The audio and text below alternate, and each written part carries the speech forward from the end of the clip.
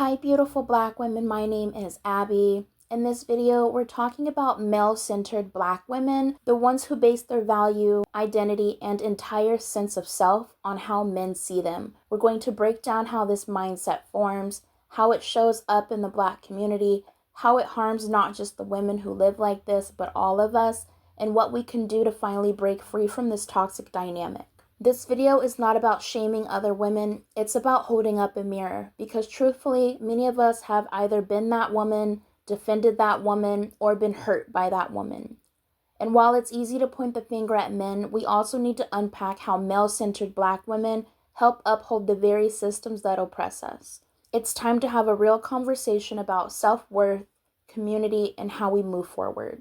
A male-centered Black woman is someone whose entire world revolves around the presence, approval, and attention of men, usually Black men. She doesn't see herself as whole unless she's being desired. Her self-esteem doesn't come from who she is or what she does, but from whether or not a man wants her. Every decision she makes, from how she dresses to what she posts online to who she is friends with, is filtered through the lens of male approval. She may brag about being picked, look down on single or independent women, and see romantic relationships as the ultimate validation. These women will often excuse toxic behavior, stay in degrading situations, and attack other women, all to maintain proximity to men who don't actually value her. To be male-centered is to live in a constant state of seeking, always waiting to be chosen instead of choosing yourself. You can see this mindset everywhere, especially online. Look at the Black women who rush to defend Black men no matter how abusive, disrespectful, or violent they are. Look at the ones who constantly post about submission, who talk about being a real woman by catering to a man, who glorify struggle love, and who make their entire personality about being a wife or being chosen. Then there are the women who tear other Black women down in defense of men. They'll say things like, "You're just bitter," "You're just mad that you don't have a man," or "I'm not like these other females." Whether it's dragging women for not having kids, mocking other women's standards, or excusing cheating, disrespect, or even violence, male-centered behavior is always rooted in proving your worth to a man and shaming anyone who isn't doing the same. This mindset doesn't come out of nowhere. It's rooted in generations of conditioning that told Black women they were unworthy of softness, of love, of care, and of being the main character in their own lives. For centuries, society has positioned us at the bottom of the totem pole, unloved, unprotected, and unwanted. So many of us were raised to believe that being desired by a man, especially a Black man, was the highest form of validation we could ever receive. Add that to the deep lack of father figures, the normalization of broken households, and the glamorization of toxic relationships, and you end up with a generation of women who think love equals pain, and that loyalty means enduring abuse. Male-centered Black women are not just operating from delusion, they're operating from deep, unhealed wounds. One of the most dangerous things about a male-centered Black woman is that they often become foot soldiers for patriarchy. They uphold the very systems that harm us all. They gatekeep femininity, slut-shame other women, glorify submission, and shame independence. They believe they're superior to other women just because a man has chose them, even if that man is abusive, broke, or emotionally unavailable. They ridicule women who set boundaries. They mock women who say, "I don't need a man." They say things like, "That's why you're single," as if being single is a punishment. But what they're really doing is projecting their own fear of being alone, because without a man, they don't know who they are. These women become enforcers of male dominance, especially within the Black community, reinforcing harmful gender roles, silencing victims, and keeping other women small so they can stay picked. One of the most disturbing ways male-centered Black women show up is in their protection of abusers, especially when the abuser is a man. These are the women who will call a little Black girl fast instead of holding the grown man accountable for touching her.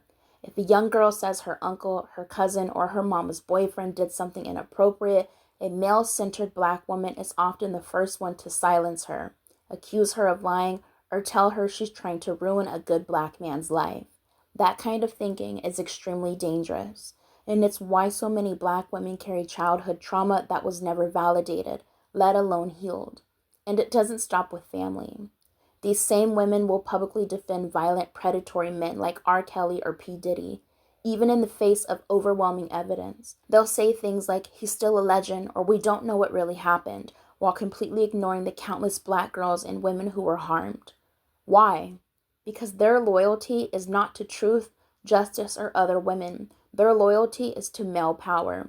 They're so desperate to stay on the side of men that they will throw victims under the bus, just to prove they're not against Black men. But in doing so, they're not protecting the community, they're protecting predators.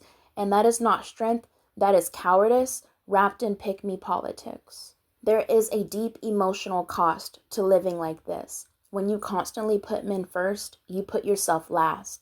You become drained, resentful, anxious, and unsure of your worth. You're always chasing, always performing, always afraid of being replaced.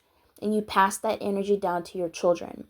Daughters grow up thinking love means sacrifice. Sons grow up believing women exist to serve them. Generations of Black women have died emotionally, spiritually, and sometimes physically trying to prove their worth to men who never deserved them in the first place. And for what? A title, a ring, a man-child who expects you to be his therapist, his maid, and his mother while he gives you nothing in return.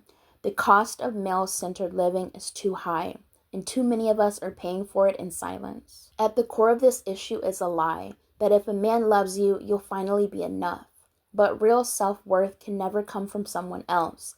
Male validation is a trap because it's conditional, inconsistent, and usually based on how much you shrink yourself. One day you're praised for being loyal, the next you're being mocked for being too clingy. One day you're loved for being thick, the next you're told to lose weight. When your worth is tied to someone else's opinion, you will always be performing.